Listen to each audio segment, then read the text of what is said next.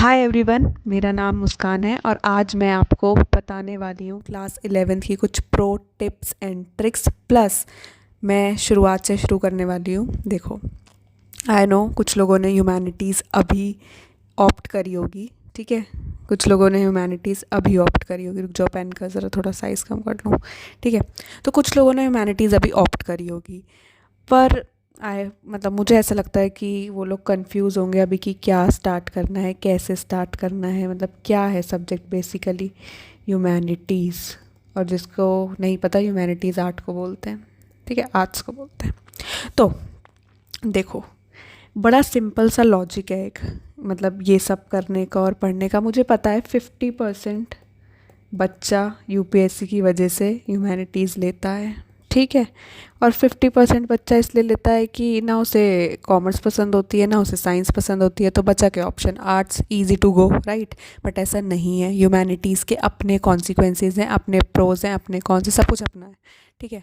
तो आप बोलोगे मैम, मैम नहीं दीदी, तो दीदी मतलब दूसरा चीज़ों का भी अपना ही है ना। देखो नहीं, ऐसा नहीं है। ह्यूमैनिटीज़ एक ऐसा सब्जेक्ट है, मतलब लोग ऐसा मानते हैं, मुझे नहीं पता क्यों मानते हैं कि ये इजी सब्जेक्ट है। ऐसा बिल्कुल भी नहीं है। ज़रा उनके हाथ में ये दे के देना। एसएसटी से पीछे छुड़वाने के लिए ही सब लोग साइंस या कॉमर्स में से कुछ एक लेते हैं, बट तुम दिलेरो, तुमने ली है ह्यूमैनिटीज़, ठीक है।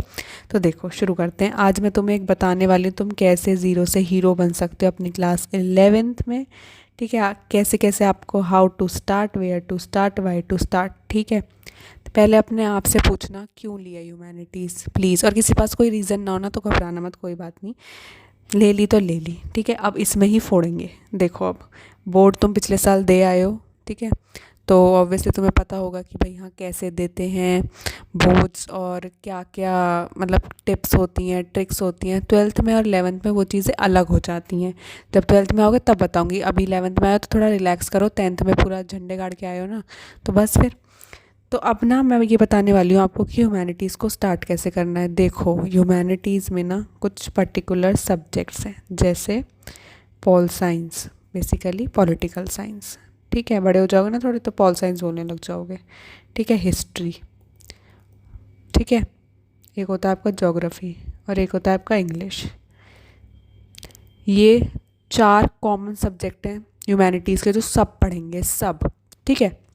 अब पॉल साइंस एक ऐसी चीज़ है, ये आपको इतनी हेल्प करने वाली है। वैसे तो सारी चीज़ें, 11th यार एक ऐसी चीज़ है जिसको आपको बहुत ढंग से पढ़ना है। 12th में चाहे कम पढ़ना, हाँ बिल्कुल सही सुना, 12th में कम पढ़ लेना चाहे, पर 11th में कम नहीं पढ़ना है। बेस बनेगा, क्योंकि बिना बेस के 12th में जाओगे ना कुछ समझ नहीं आने वाला।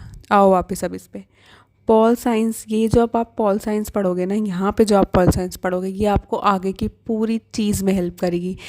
चाहे आप यूपीएससी ले लो, चाहे आप क्लैट ले लो, और कोई भी XYZ पेपर ले लो, वो आपको वहाँ हेल्प करने वाली है। और ये पॉल साइंस समझ आ गई ना, झंडे गाड़ोगे हर जगह। हिस्ट्री, उसके बाद फिर ज्योग्राफी, ठीक है। तो ये सारी चीज़ें आपको मैं इसलिए बता रही हूँ, आई नो आपको पता होगी, शायद से आपको पता होगी ये सारी चीज़ें, बट मैं ये बताना चाह रही हूँ आपको अपने एक्सपीरियंस से कि पॉल साइंस, हिस्ट्री, ज्योग्राफी तीनों ही अपनी इम्पोर्टेंस रखते हैं, कोई भी ज़्यादा बड़ा नहीं है। ऑप्शनल सब्जेक्ट पे मैं आऊँगी अभी, क्या ऑप्शनल लेना है क्या नहीं लेना, ठीक है।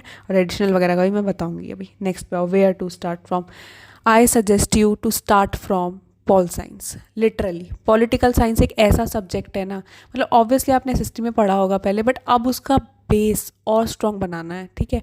अब आप पर्टिकुलर एक चैप्टर पढ़ा करोगे, एक एक टॉपिक पे, मतलब पहले कॉन्स्टिट्यूशन ऑल टुगेदर पढ़ते थे, अब एक सिंगल चैप्टर है, why do we need constitution, और आगे उसके जैसे ही बहुत सारे कॉन्सेप्ट्स। तो मज़ा आएगा, पढ़ के देखना।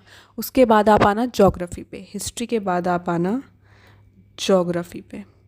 Geography is quite technical, but कोई बात नहीं, उसको भी इजी बना के चलेंगे, ठीक है। उसके बाद आना हिस्ट्री पे। समझ आई? पहले पॉल साइंस, उसके बाद ज्योग्राफी, फिर हिस्ट्री। जिस पैटर्न में बता रही हूँ उसी में फॉलो करना, भला होगा तुम्हारा, सच बता रही हूँ, ठीक है। वेयर टू स्टार्ट हो गया, वाई टू स्टार्ट। वाई तुम्हें अपना खुद ढूंढना है, वो मैं नहीं बता सकती। वाई ढूंढो, क्यों करना है स्टार्ट, अभी से मोटिवेशन बना के चलो, ठीक है। मैं ये नहीं कह रही कि अभी से वो लाओ कि नहीं भाई नंबर ला, number is not your case, ठीक है। नंबर का कोई मैटर ही नहीं है, ठीक है, बस एक वो वाई ढूंढना चालू कर दो, आगे समझ। और जिसने अपना वाई यूपीएससी ढूंढ ही रखा है तो हाँ भाई टिके रहो, बट उसके अलावा भी अपना वाई ढूंढो। ठीक है, तीनों ये मैंने क्वेरी आपकी सॉल्व कर दी है। Why to start, where to start, how to start. Where थोड़ा आपका पर्सनल, वाई आपका थोड़ा पर्सनल है तो वो अपने आप ढूंढ लेना। नेक्स्ट पे आओ अब। What will humanities give you expect UPSC, accept UPSC. ठीक है, what will humanities give you accept UPSC. देखो यार, यूपीएससी यूपीएससी के चक्कर में मत लगे रहना कि ह्यूमैनिटीज़ को इससे ही कनेक्ट करते रहो और अभी से ही बिपिन चंद्रा से पढ़ रहे हो हिस्ट्री, और पॉल साइंस के लिए अभी से लक्ष्मीकांतें आ रही हैं तुम्हारी। नहीं नहीं नहीं, बिल्कुल भी नहीं करनी है ये गलती।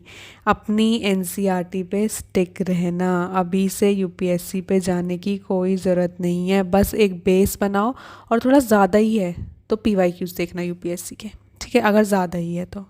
इसके अलावा आपको ह्यूमैनिटीज़ ऐसा बेस देगी ना, मतलब ऐसा बेस कि आप कोई भी गवर्नमेंट एग्ज़ाम निकाल दोगे, कोई भी XYZ उठा के देख लो, कोई भी। और आई बेट यू जब तुम उखाड़ लोगे ना उसके बाद यहीं आके कमेंट में लिखना हाँ जो मैं भौंक रही थी वो सही है। आई समझ तुम्हें? अब नेक्स्ट पे आओ। How to become topper, separate video आएगी इस पर सेपरेट। ठीक है, 11th में टॉपर कैसे बना जाता है मैं बताऊंगी। और जो मैंने सब्जेक्ट बताए ना आपको, प्लीज़ उन पर फोकस कर लेना। ठीक है, अब आपके ये जो 4 सब्जेक्ट हैं ये आपके मैंडेटरी सब्जेक्ट हैं, English, pol science, history, geography. ठीक है, अभी मैंने आपको बता दिया है इन्हें आपको किस पैटर्न में पढ़ना है। पहले पॉल साइंस से शुरुआत करनी है। ठीक है, अभी मैं प्लानर भी लाऊंगी, डोंट वरी। ठीक है, पॉल साइंस से शुरुआत करनी है, फिर आपको आना है ज्योग्राफी पे आपकी, फिर आपको आना है आपकी हिस्ट्री पे, और इंग्लिश तो चलता फिरता है ना, जोक नहीं है वो, उसको भी करनी है। आ गई समझ? अब आओ ऑप्शनल सब्जेक्ट क्या लेना है। यार इस पर मैं सोची थी मैं सेपरेट वीडियो बनाऊं ताकि मैं आपको आराम से समझा सकूं, क्योंकि वीडियो लंबी हो जाती है तो तुम देखते नहीं हो। तो सुन लो, चलो फिर भी एक एडवाइस, ऑप्शनल सब्जेक्ट कोई ऐसा लेना, ऐसा मत लेना कि इजी की वजह से तुम ले रहे हो, ऐसा लेना जो तुम पढ़ सको। मतलब पढ़ सको इन द सेंस इंटरेस्ट ढूंढना अपना। मैंने तो ढूंढ लिया था, मुझे तो इंटरेस्ट सबसे ज़्यादा सोशियोलॉजी करी थी, इजी भी थी, कोप अप भी कर पा रहे थे और सब्जेक्ट्स के साथ, और सोसाइटी से रिलेटेड थी तो थोड़ा समझ आ रहा था हाँ भाई क्या है सोसाइटी, कैसे चलती है।